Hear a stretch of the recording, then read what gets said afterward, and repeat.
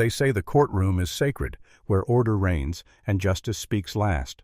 But on that storm-gray morning in Portland, something sacred was shattered. Cameras snapped like lightning as 2 U.S. Marshals strode toward the bench, not to deliver documents, but to handcuff the man sitting atop it. Judge Emmett Caro didn't move. His gavel lay still. His mouth, usually quick with barbs and condescension, hung silent. Across the courtroom, a woman in charcoal gray stood watching, eyes steady, spine unshaken. Her name was Rachel Monroe, and just moments earlier she was the one being belittled, dismissed like a nuisance, mocked for daring to question power. But Rachel hadn't come to play by the rules. She came to expose the man who made them. This wasn't just a trial. It was an execution, of a reputation, of control, of the lie that no one could touch him. Until now. Long before Rachel Monroe ever stood in a courtroom, she had mastered the art of being underestimated. Born to a mechanic and a night shift nurse, she wasn't raised in halls of privilege, but in the quiet discipline of people who fix what others give up on. First as a public defender, then as a prosecutor with a spine of steel, Rachel learned one thing fast. The most dangerous person in any room isn't the loudest, it's the one listening. That morning, she walked into Judge Caro's courtroom carrying a corruption case so volatile, even seasoned attorneys had passed. It involved a wealthy developer, millions in vanished public funds, and whispers that the rot ran all the way to the top. She expected pushback. She expected politics. What she didn't expect was how personal it would get. From the moment she addressed the bench, the air turned thick. Caro didn't just dismiss her motions, he humiliated her. Smirks from the defense. Laughter in the gallery.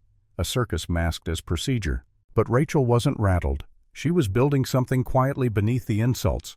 A case not just against the defendant, but against the man in the robe himself. "Miss Monroe," Judge Caro sighed, thumbing through the file without looking up, "I do hope you've brought something more substantial than rhetoric today." The courtroom chuckled, a rehearsed kind of laughter. The defense attorney leaned back, smug. Rachel didn't flinch. "I brought evidence," she replied, calm as winter steel. "Not theater." His eyes finally met hers, flat and cold. "Taxpayer dollars? Creative bookkeeping? What a tired tale." The insult floated, sharp and deliberate. But Rachel's gaze didn't break. She opened a folder and placed a spreadsheet on the screen. "Exhibit A, budget allocations versus actual disbursements," she said, "nearly double the approved figure." Caro rolled his eyes. "And the punchline?" Rachel tilted her head slightly. "The signature authorizing the overage, yours." A silence fell, clean and immediate. Then came the scoff.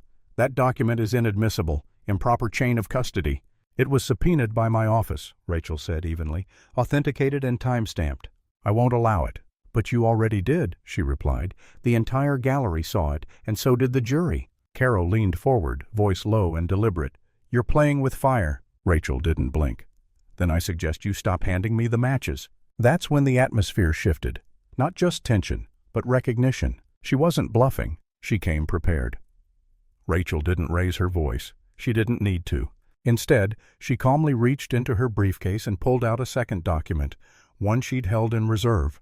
She placed it beneath the projector, an internal ledger from the city's planning department. It showed a redirected payment, millions funneled into a shell company tied to the developer. And again the same signature, Emmett Caro. This time there were no smirks, no laughter, just stillness.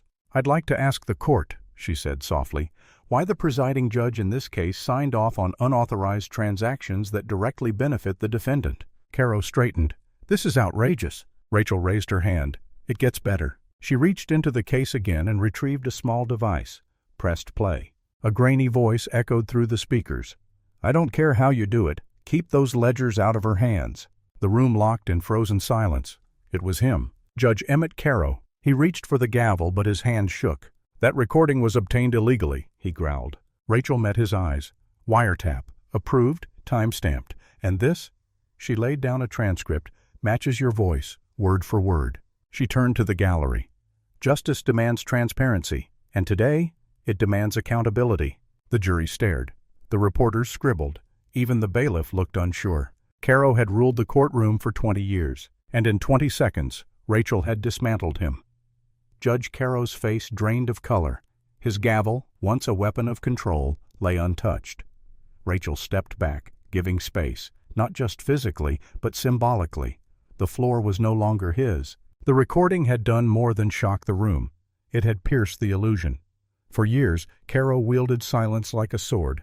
But now, that silence screamed guilt. A slow, deliberate knock echoed from the back doors of the courtroom. 2 U.S. Marshals entered, eyes fixed, movements measured. One of them carried a folded sheet of paper, signed, sealed, and judicially approved. "Judge Emmett Caro," one said, voice flat. "You are under arrest for obstruction of justice, conspiracy to commit fraud, and abuse of judicial authority." Gasps scattered across the room like breaking glass. Caro opened his mouth, but nothing came out. He looked at the jury, the bailiff, the media. Not a single ally in sight. One marshal stepped forward. The cuffs clicked. Caro didn't resist. He just stood there, frozen. The same man who once silenced attorneys with a stare now couldn't summon a single word. Rachel didn't smile. This wasn't vengeance. It was responsibility. As Caro was led past her, she whispered, not for him, but for everyone watching. Justice doesn't need to yell. It just needs to be heard.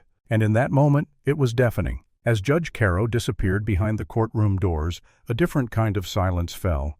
Not stunned, but expectant. All eyes shifted to the defense table where developer Marcus Reeds sat, pale and shrinking. Rachel turned toward him with the calm of a surgeon holding a scalpel. "You seem nervous, Mr. Reeds," she said. He fumbled with a pen, his voice brittle. "This changes nothing. Caro acted alone." Rachel raised an eyebrow. "Did he?" She stepped forward, placing another folder on the table. "This contains communications between your firm and the city. Emails, memos, and payments, lots of them, routed through accounts now flagged for investigation." Reeds tried to speak, but his jaw locked. "Or," Rachel said gently, "you could talk now.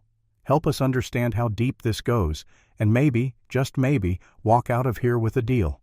A full minute passed. Then he exhaled, defeated. "If I talk, I want protection." Rachel nodded once. "Then you'd better start talking." Across the room a reporter whispered, "This isn't the end, is it?" No, it wasn't. It was the beginning of something bigger, of a reckoning long overdue. Because the truth, when spoken clearly enough, doesn't just bring justice. It invites confession. Sometimes justice doesn't come with fireworks. It doesn't shout. It doesn't storm in with banners or speeches. Sometimes it walks in quietly, wearing a gray suit and carrying nothing more than truth, patience, and the willingness to stand alone. Rachel Monroe didn't just prosecute a case. She cracked the facade of power, one calm sentence at a time. And in doing so, she reminded us all, no one stands above the law. Not judges, not tycoons, not even the ones who write the rules. Because in every courtroom, in every city, there's always someone watching, someone listening. And when that someone decides to speak, even the strongest walls can crack. If this story moved you, if it reminded you that silence is never the final verdict, leave us a comment. Tell us where you're watching from. What part hit you the hardest? And if you believe in stories where courage still wins, where truth still matters, subscribe. There's more to come. More reckoning, more resistance, more voices refusing to be quiet. Because justice doesn't need a spotlight. It just needs someone willing to turn it on. We'll see you in the next story.